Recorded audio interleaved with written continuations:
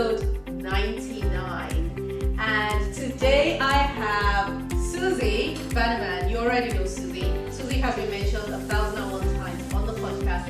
Suzy is a Suzy in my TED Talk. If I ever say the word Suzy, the name Suzy, there's only one in my life, and this is her. And she is my precious gem, ride or die, she's everything. Welcome to the show, Suzy. Hi, Toks. Hi, all.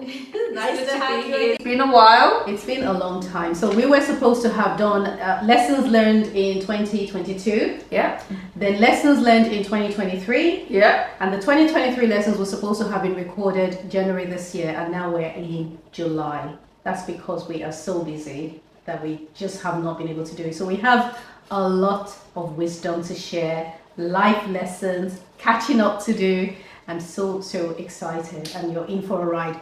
But before we begin, if you haven't subscribed to this podcast yet, what are you waiting for? Hit the button. Hit the button. Hit the subscribe button. If you're listening to this on your favorite podcast app like Spotify, iHeartRadio, Apple Podcasts, then hit subscribe. And also don't forget to rate us and recommend us to your friends. And you can do this by sending them the link, but we really need you to subscribe because every little subscription helps. So how have you been? Very good. How about you? I've been good, but you know, because we talk every day, so. I've been good. And so we thought that we will catch up again. We haven't done this in a while. Our very first video together was 2021, 3 years ago, and it was amazing, wasn't it? Like everyone loved it, and the lessons. We shared a clip of it the other day on social media, and got a few nice responses, so thank you. And so today we are catching up, and we are coming up with we're revealing and sharing our newest lessons. Yeah. What's been happening? What's the first lesson that stood out for you last year? Last year, something that I've really tried to focus on is being intentional. Being intentional with my actions, with my plans, with the people that I have around me. So when you say being intentional, what do you mean? I mean, I now think a lot more about how I live life, the decisions I make, the people around me. I don't let life happen to me. I try to walk through life with intentionality so that it's a bit more structured. My life is a bit more structured because I feel like before I was so busy that I was letting life happen to me. I get that. And then I'm easily distracted. But because I start off with intention, my tasks are intentional. If I want to go somewhere, there has to be a reason why I want to go. I just don't go to things because I'm invited anymore, right? Or because so and so is going. Do I really want to go? And why am I going? What am I going to give when I get there? And what am I going to get when I get there? Right. I think also in the long term, especially when I'm dealing with tasks or goals that are quite complex and difficult, being intentional helps push me towards the goal rather than sort of get weary or give up when it gets difficult, or get distracted.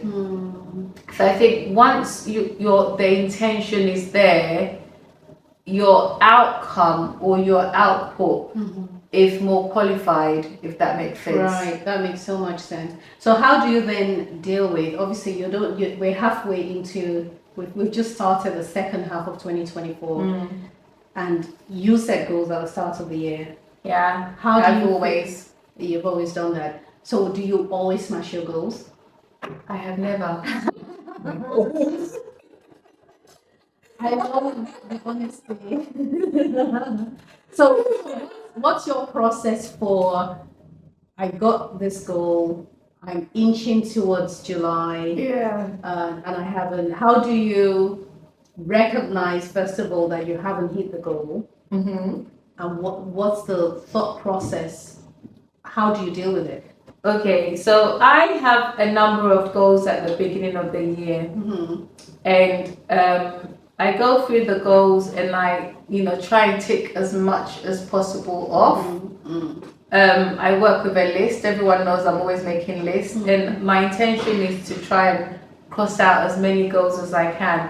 I have big goals and I have small goals. That's very important because the big things are more strategic. I work through them throughout the year, whereas the smaller things, like maybe things around the house, or I want to visit Paris or wherever it is, that's something you can just cross off. Okay. So I try to make I try to have the smaller goals in between the bigger goals, and so I do feel a sense of accomplishment at the end of the year because I have accomplished a lot of stuff. Some of the big goals may take 2 years to accomplish as opposed to one. So I may not complete them this year, but historically I'll look over my goals and it might have taken 18 months, but it's been accomplished even if I don't miss it in this year. And I don't really go through life kicking myself about the goals that I haven't completed.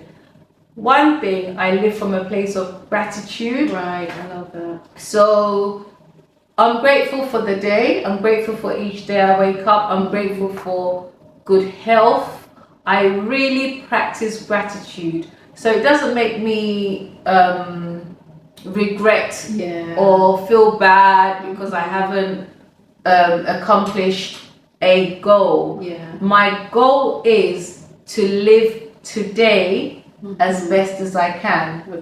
Because really tomorrow's not promised to any of us. So I think, with all of the plans that we have, I have this thing in my house that says, we all plan, but God makes the decisions. And it's right by my door, so I say it every morning. And that to me means I can plan, I have my goals, I strive very hard to achieve the goals. However, if I don't make it, I don't beat myself up about it. The important thing is I enjoy the journey, I enjoy the process, I have fun, I bless people, I give, I contribute to people's lives, and once I'm doing that, I think that's in itself is the goal. Yeah, I agree with you. I have historically been inspired or motivated by not wanting to regret things. So there are some things that I've done because I just don't want to have regrets. So an example of that is my boys, for some weird reason, when they were born, I just had this thing that what if something were to happen to me? I'm the only one that can truly love them. So my goal then became, let me leave a toolbox, a toolkit for them to follow, a life kit for them to continue through life if I'm not here. And that's when the whole life lessons came from. And Joshua, when Joshua was little, he would say to me, "Oh, Mom, everything doesn't have to be a life lesson. Oh, not again, another lesson." And he would say that repeatedly. And I didn't care because I just thought, I just don't want to come to the end of my life and regret that I had this time with you to pour into you and I didn't take it. But I definitely, for me, one of the lessons when you were talking about goals and now that we're starting 2024 part 2, the second half of it, it's interesting that the lesson I'm learning at the moment is on procrastination. So a few months, I think it was in the month of March, and if you've been listening to the Living Inside Out podcast, you'd have heard me talk about time. When I was learning, and I call them buzzwords, when I have this season where everywhere I turn, I'm just hearing or seeing the same thing. And I know in that moment, God is teaching me, saying this, you need to pause everything and pay attention to this lesson. So the lesson on time started around the month of March. And everywhere I turned, I was seeing time. And one morning I was reading, and I reading Ecclesiastes chapter 3 that says there's a time to plan, there's a time to reap and everything. And I just got this knowing, this epiphany, this revelation is what I should really call it, that time is not merely the measure of how long a thing takes. So generally in the world today, most of us just say, hey, it took me 2 hours to do this, or it's going to take me 3 days to do that. And we use time to measure the period between the start and the end of an affair, of a thing, right? And God said to me that time is actually not merely a unit of measurement. It's a unit of potency.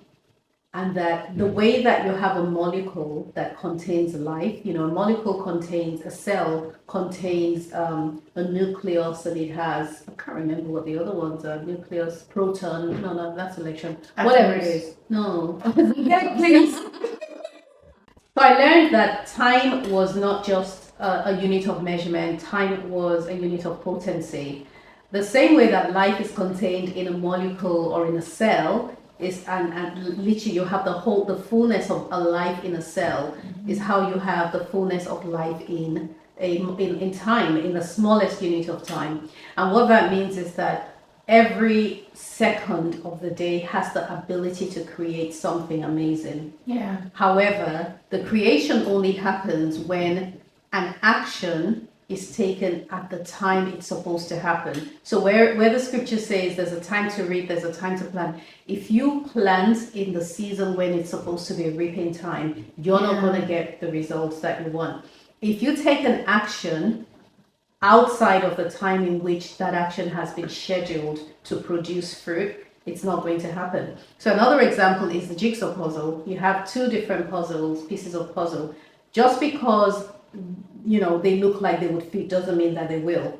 So in the same way, you cannot procrastinate on something and expect to get the same result. Yeah. And that's been really guiding my thinking a lot since since around Easter time to now, has been, if I do things in the wrong time, and the wrong time is not going to look wrong to anybody else, but I know when the inspiration comes, I know when I'm supposed to do it. Hesitation stops you doing it on time. Procrastination permits you to keep postponing it. And so I've got to make sure that I'm doing things in the time that was pre-assigned for the thing to be done. So that's been my whole lesson. So just for this, especially at this time of the year, I'm looking back, I've come to a place of peace. So I don't have regrets. And I do recognize what I could have done and I didn't do, but I've also been learning the lesson about blame. So and blame and guilt. The thing as well is that I find that many of us focus so much on the action, but we don't focus on the time in which we take the action. And we assume that if I do it tomorrow, I'm going to get the same result.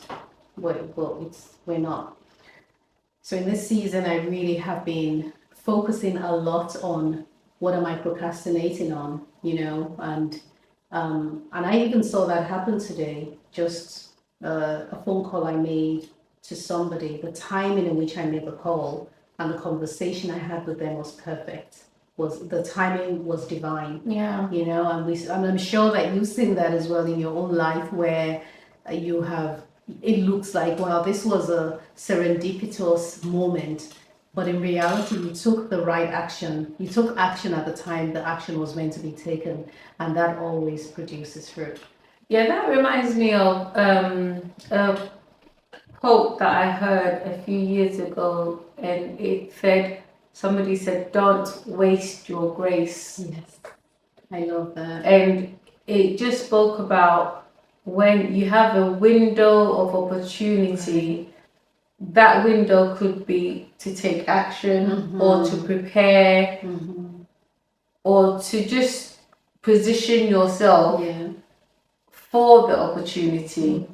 And when you don't, that is your grace period. Yes. So when you procrastinate and you hesitate and you procrastinate and you're not doing what you need to do in that time, when you do come to do it, it's not as effective because you have wasted the grace period. You have procrastinated, you haven't sown, you haven't worked the land, you haven't prepared the soil, and then you're not able to reap a full harvest because you wasted your grace. And then in addition to that, then what happens is you end up using the energy meant for producing to getting yourself into a space where Yeah. you can produce. And but procrastination is definitely one of the thieves of our destinies, just any type whatsoever. Yeah. The thing as well I notice is that it's always so logical, it's always so logical. It makes sense to do it the next day. I've got to say this one lesson I learned. This was my, I think my first lesson in 2024. Yes, it was.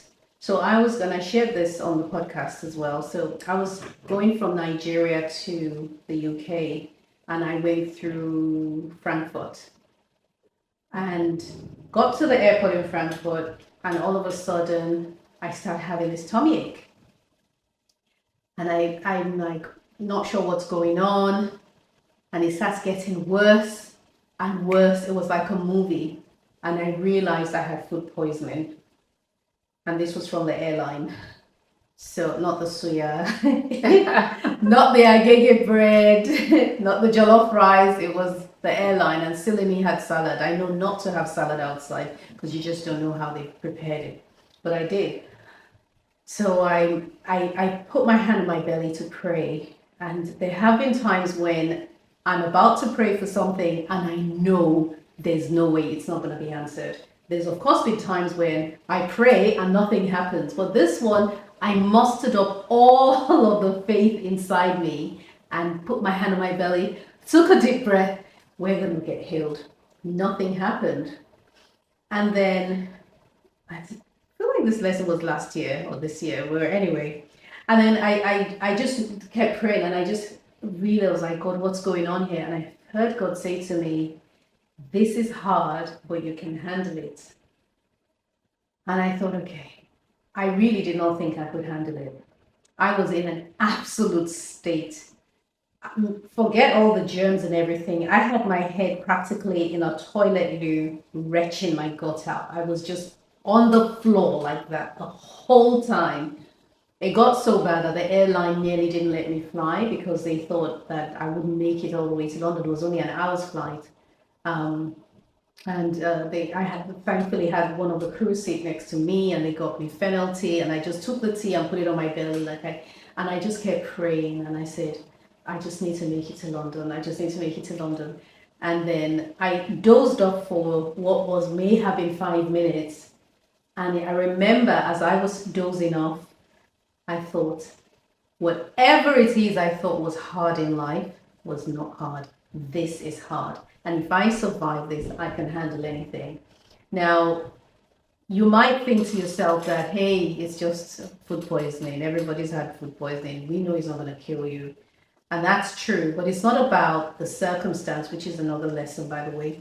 It's not about the circumstance I was in. It was about my perspective and what my perspective was telling me, that in that moment, I was in a dire situation that I would not be able to survive. And because I did, it then became a reference point for other things later on. Yeah. And I actually came back to the UK, and I had a major issue in the business that I had to deal with. And I kept thinking, and every time I like, God, this is too hard. And I would hear, you can handle it. So that's beautiful. Yeah, that was a good one. Yeah. This going back to when you were saying about the boys and you not wanting them to miss out, Yeah. and you try to pour all of everything into them. And I said I did the same thing for Jessica. Yes. That I'm very transparent with her about my lessons, what I've been through, and I always say to her, because I don't want her to go through this. Because I feel like I've spent years learning some lessons that really, if I don't know if I would listen, but if you had been told, or if I had a bit more guidance. But this is where I also feel that God handpicks us for our children, because I believe that your path and your life was needed for her. One of the mistakes we made was the place we met, that organization. In fact, organization that we met in, and we were there for years. We were not supposed to have been there. We knew we were in the wrong place, but we stuck it out and we stayed there. Yeah. But I always say that now, where I feel I wasted 10 years of my life there, I always say to my husband that, you know what, we didn't waste 10 years of our lives there. We spent 10 years to protect our boys from falling into that sort of space. Yeah. So our lives are, I believe, and then lessons my mom, you know, I look at my mom's life and she's also been very open with me, like you are with Jess, and there are experiences that she's had, very specific ones that I learned. And so when I got married and I was watching and I could see the potential for such a thing happening, I was like, no, we're drawing the boundary line. This is going to happen. So no, very true. Yes. Another lesson I've learned is to find your tribe, and when you find your tribe, to appreciate your tribe. And finding your tribe is a very long process. It takes years, because I think as people come into your life and leave your life, some stay and some become very close, and they become your tribe. They're people who wish you well, they're people who show up for you. They're not good time friends. They're people who are there when the times are hard, and they stick with you through it. They pray with you. They show up for you. Not everybody has that. And when you have those people in your life, you don't take them for granted. And we need to actively practice good behavior. Is that the right word? So being intentional is one, appreciating your tribe is another, being grateful, living from a place of gratitude is another. And be grateful for your tribe, because I think more than anything, that's what pulls you through. You know, not the money. There are many people with money that are depressed and lonely because they do not have people around. It's having people to share your life with. If you have everything but no one to share it with, no one to enjoy with, no one to come to your house. You know, I know somebody who bought a house and nobody came, nobody visited them, and they felt, you know, it was not a very nice experience for them. Your joy is doubled when you share it. Yeah, and I know people with big homes that nobody visit, but people with smaller homes there's always a vibe, there's always life, it's always warm. So it's really building the tribe that is right for you, and to make sure that your tribe are full of people who have good intentions, because not everybody around you means you well. They don't even intentionally mean you harm, but they just don't celebrate you. And you need people who will celebrate your wins and then support you with your losses as well. So I think that's really important. Absolutely. Thanks for being in my tribe, Suzy. Thank you for being in my tribe. I've got a tight tribe. I feel incredibly blessed because of the women in my life. I hung out with Tommy today. I've got Titi who's helping my website. I've got Olga. I just feel really, really blessed, because when I think about you guys, I see myself in the middle and I see you all around me, but I don't see you facing me. I see your backs turned to me because you're watching everything around me, and you're protecting me and, you know, keeping me safe. So I feel I am incredibly blessed, and we've met people who, after being in conversation with a short time, were like, this person, you know, they might refer to a friend of theirs, and when they say what they said, they're like, oh my goodness, why would you said that? Yeah. Why? Exactly. And there are even people, right, that we have identified and said, you know, you watch their lives and you think, for you to think and speak the way you do today, it's evident that you didn't have someone speaking to you into your life, you know, from when you were young. Yeah. One of the examples that I always talk about is Jason.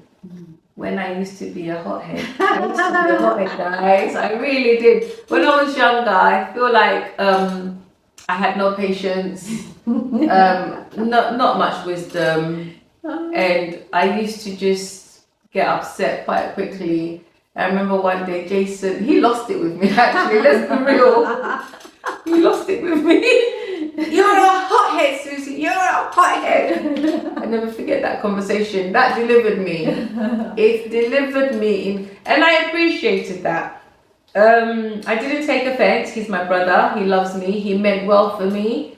And, you know, it was difficult to swallow, but it was also important that somebody said that to me, because if you go through life and people don't tell you, feel like you're a poor person, you know. It's good to have people who will speak the truth into your life, and for you to be gracious enough to accept it. Because it's not easy to receive negative. It wasn't even negative. I shouldn't say negative. Well, criticism, even if it's constructive. It's not because we don't see ourselves. And then sometimes we interpret it to mean I'm being put down. You know, But you see, when you have a good tribe and you know that their intention for you is from a good place. It's always a case of they want you to be better. You know, they're not trying to put you down. They just want you to be better. I think that's definitely one of the markers for handpicking friends, you know. Just really. And for me, one of the many blessings of my life is the fact that I went to boarding school.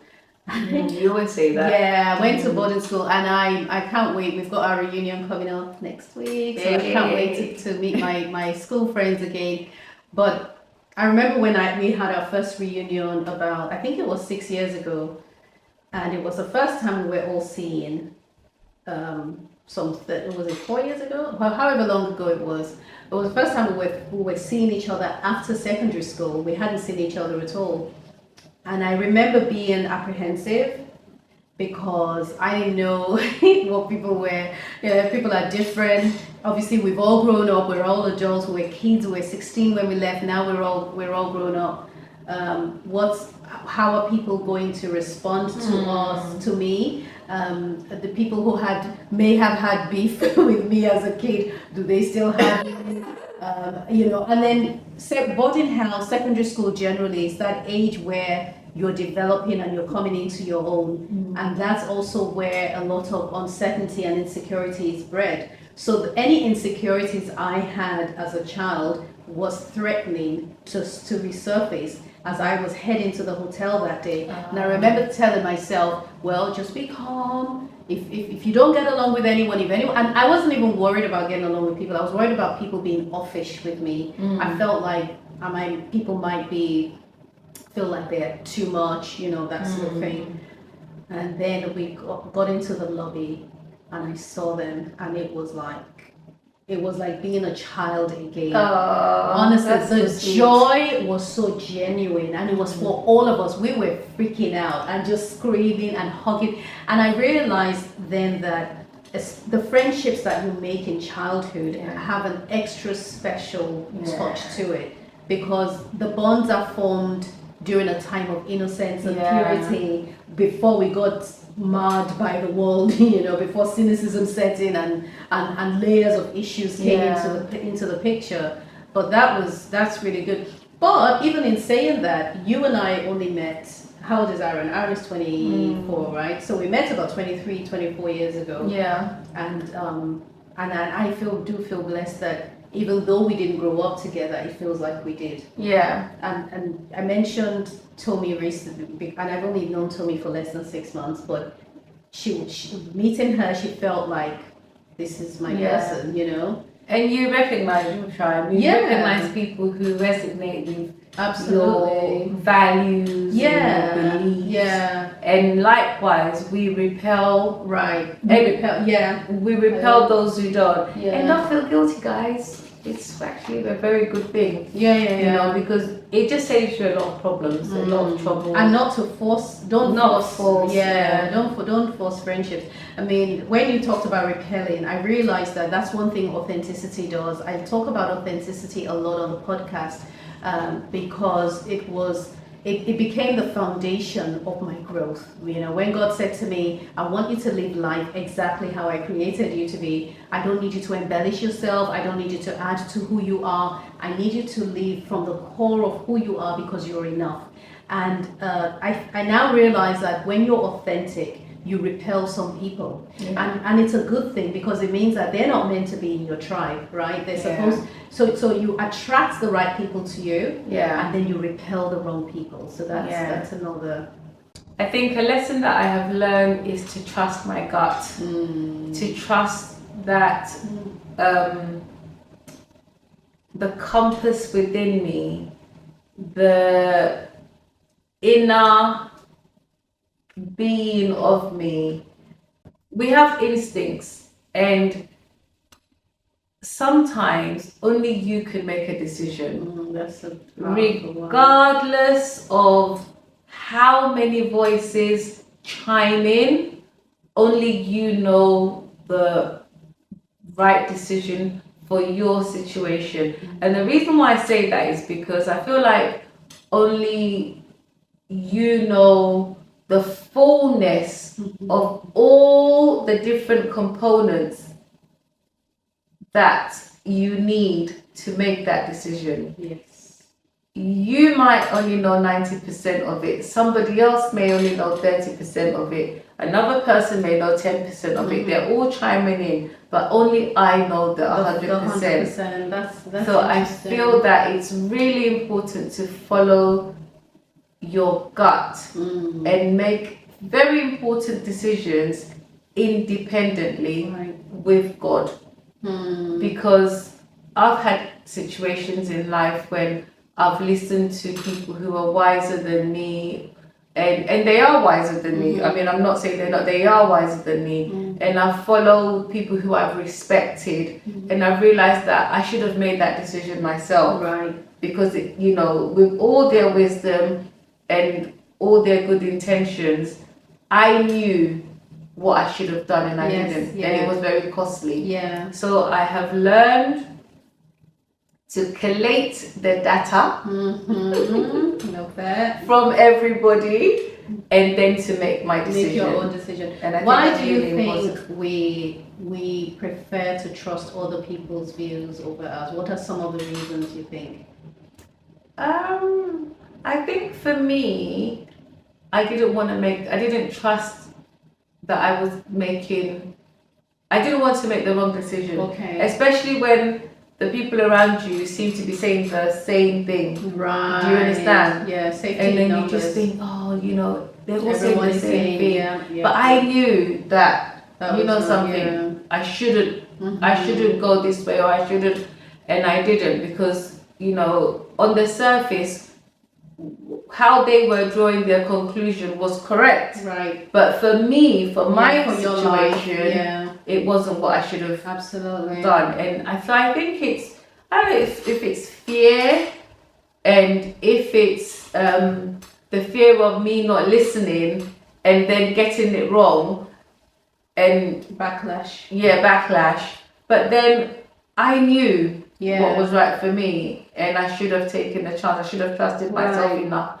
So I feel like just listening to your gut and following the Holy Spirit, you know, just listening to God, hearing from God. And one of the other lessons that I have learned, and what I would like to share, is knowing how God speaks to you. You know, because I think God speaks to all of us in different ways, and you just need to know the voice of God for you, how God speaks to you, so that you recognize, because there's a lot of people who talk wisdom, they speak, they say the right things, they have good intentions, but it does not mean it's God's plan for Right. you. So it's to really know, have a close enough relationship with God where you have that peace that passes all understanding, that you know that this is directed from God. And I think that's really important, is to know when God is speaking to you. Yeah, I agree with you. I certainly agree. I think that knowing the voice of God trumps everything else, but it only comes with practice. That's one thing that I'm grateful for about getting older. I confess that getting to 50 filled me with a little bit of trauma. I wasn't ready.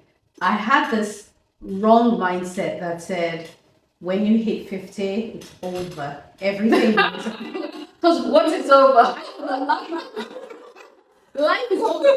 Don't you think? When I was a kid, 50 was like you're old at 50. they were.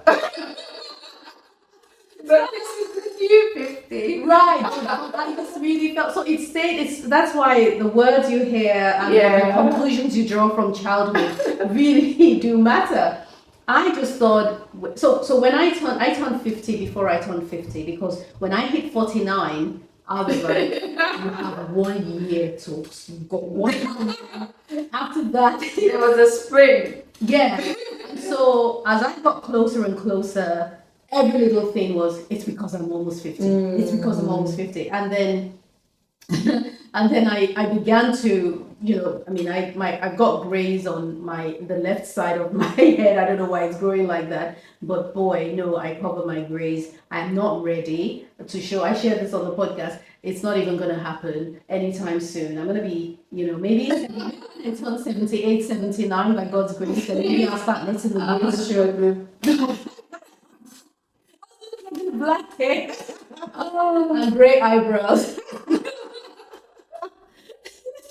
But yeah, but with age comes wisdom. So for some of us, the wisdom has to be beaten into us. And for me, recognizing the voice of God is one thing, and the mistakes I've made when I know God is speaking to me, but I'm like, no, but this is more logical. And that's another lesson I learned recently, which is that,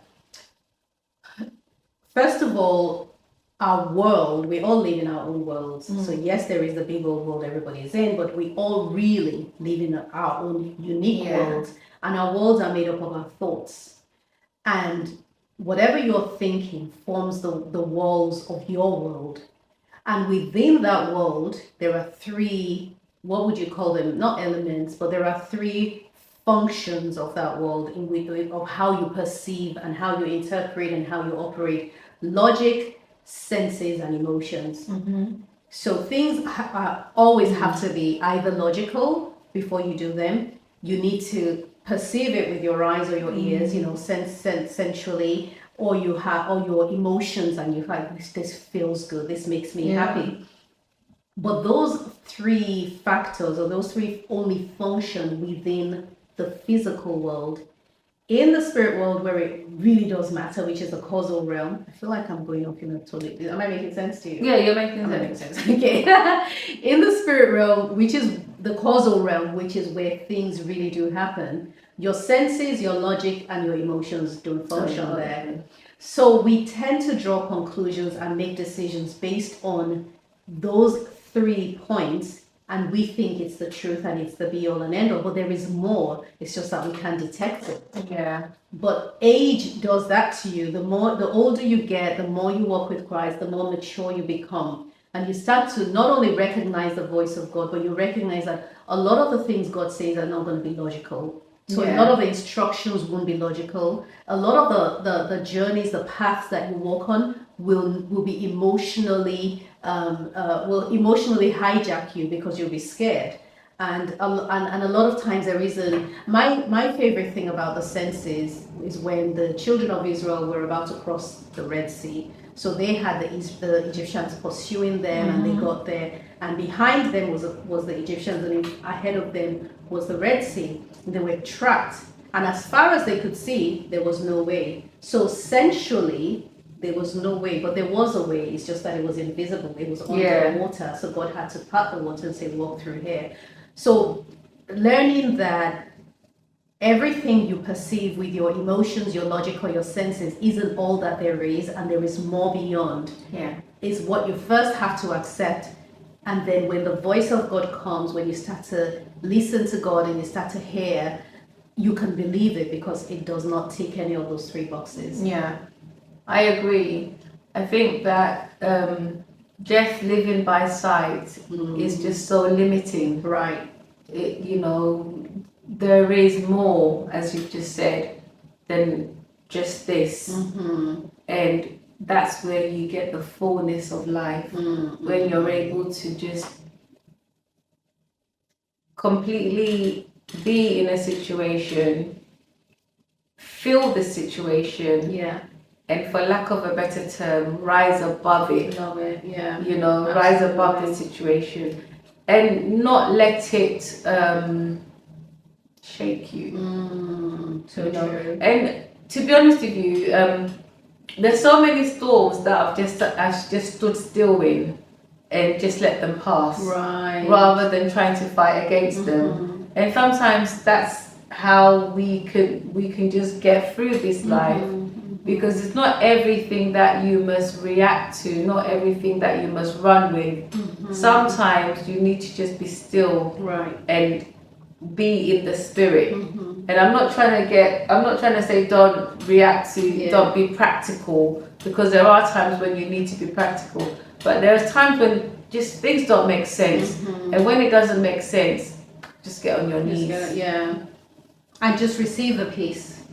Yeah. Receive the peace. Some things are out of our control. I agree. And we need to believe. Right. And that's where faith comes in. And I know not everybody's a person, Okay. people of faith, but I am, you are, and I kind of feel like sometimes I think, how do people live without faith? I know. It's yeah. It must be very Limiting. It must be very limiting to know that the buck begins and ends with you. Thank you so much, Suzy. This has been a blast, as always. And if you've got somebody or you want to be a guest on the Living Inside Out podcast, please send an email to pa@toksarotary.com or send me a DM wherever you are. And I would so love to have you, because I think everyone's tired of just having my voice. Even I did. You know what happened was I was listening to a podcast recently, and I normally listen to my podcast while driving, so I've never had to use videos until this one time I decided to pause and rest, and I'm sitting down. It was last Saturday with my laptop, and I'm listening to a podcast. I'm like, where's the video? I had to pause. I'm like, where is the video? I don't want to just sit down. So now I get it, and my team have been on my case for videos, so I get it now. So we're gonna do more of these. Here we are. Thank you, Toks. It's been a blast. It has been a blast, and thank you all for joining us. Thank you for listening. Don't forget to subscribe and to like and to share, and we will see you next time.